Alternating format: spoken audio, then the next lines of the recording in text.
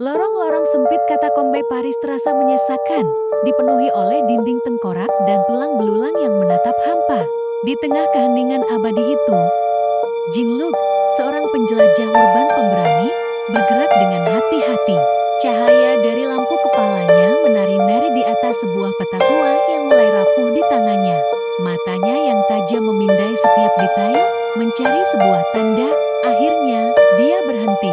Di hadapannya, sebuah dinding batu memiliki simbol samar yang sama persis dengan yang tergambar di petanya. Dengan napas tertahan, dia menekan sebuah batu yang terasa longgar.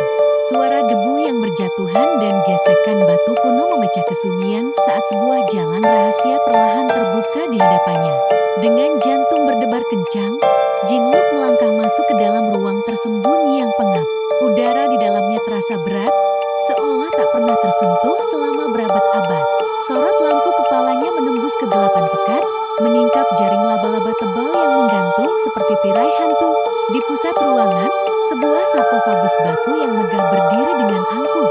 Dinding di sekelilingnya dihiasi dengan lukisan dinding yang telah memudar, menggambarkan sebuah ritual pemujaan yang aneh terhadap sesosok bangsawan. Jinluk mendekati sarkofagus itu dengan perlahan, rasa takjub bercampur dengan firasat buruk. Matanya tertuju pada sebuah ukiran kuno di atas tutupnya yang berbunyi, "Ne ervailes pas le dormir." Jangan bangunkan sang tidur. Naluri penjelajahnya mengalahkan rasa takut yang mulai merayapinya. Jinluk mengeluarkan linggis dari tasnya dan menempatkannya di celah tutup sarkofagus yang berat. Dengan sekuat tenaga, dia mendorongnya. Suara gisekan batu yang memekakan telinga menggema di ruangan yang senyap, seolah membangunkan arwah-arwah yang telah lama terlelap. Ketika tutupnya sedikit tergeser, kabut dingin yang aneh menyembur keluar, membawa aroma tanah basah dan pembusukan. Jinluk mengarahkan cahayanya ke dalam celah yang terbuka dan napasnya tercekat. Di dalam sana, terbaring sosok sang tidur seorang bangsawan yang diawetkan dengan sempurna, seolah baru saja tertidur kemarin.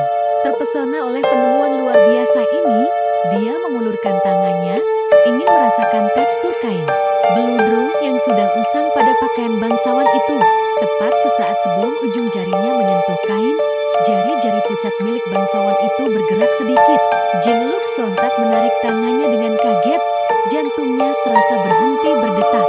Dalam sekejap, mata sang tidur terbuka lebar, bersinar merah darah yang mengerikan di dalam kegelapan. Dengan gerakan yang kaku dan tidak wajar, sosok itu mulai bangkit duduk dari dalam sarkofagusnya, mengeluarkan suara derawan pelan yang berasal dari kedalaman tenggorokannya yang kering. Jeritan panik lolos dari bibir Jinluk. Dia menjatuhkan petanya dan tanpa berpikir panjang, berbalik badan lalu berlari sekuat tenaga keluar dari ruang rahasia itu. Sesaat sebelum dia berhasil keluar, dia sempat menoleh ke belakang dan melihat siluet mengerikan sang bangsawan berdiri tegak di ambang pintu. Tiba-tiba, dinding batu menutup kembali dengan sendirinya, mengurungnya dalam kegelapan lorong katakombe. Layar menjadi hitam, hanya terdengar suara napas Jinluk yang terengah-engah, disusul oleh tawa dingin dan aristokrat yang menggema dari balik dinding yang tertutup rapat. Beberapa legenda lebih baik dibiarkan terkubur.